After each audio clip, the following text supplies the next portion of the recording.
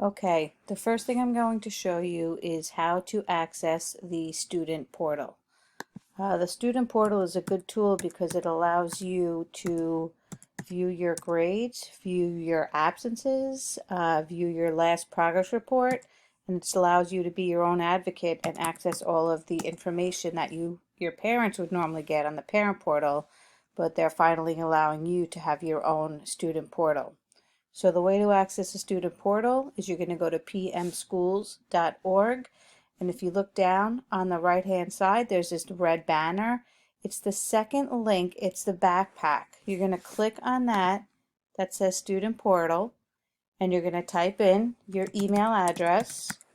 Now the student portal is the only login that you're not going to use your regular password for that you use for Schoology and for Office 365. The login for the student portal is your student ID number. Okay, your student ID number is located on your ID card if you're not sure what it is, or it's also on your schedule. Now, I don't have a student portal account, so I can't log in, but you're going to click on login and it's going to take you into the student portal. Once you get in for the first time, you're going to have to accept the terms and conditions.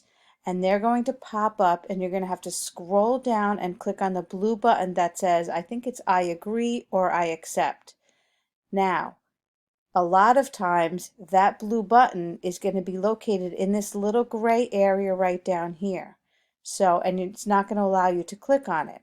So what you need to do is click on these three dots in the top right corner, and you want to zoom your screen to about 80%, and you will see that the accept button will move up a little bit and it allows you to click on it.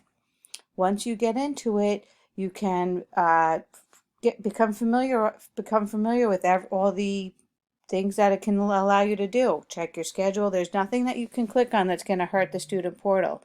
So you might want to familiarize yourself with it.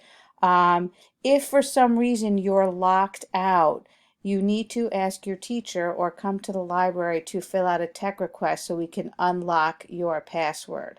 Okay? So if you entered your Schoology password or your Office 365 password too many times, it's going to lock you out. You need to try and remember that the student portal is the only login that is not going to use your regular password. It's going to always be your student ID number, and you cannot change this password. Okay? If you have any questions, please come to the library. Thank you.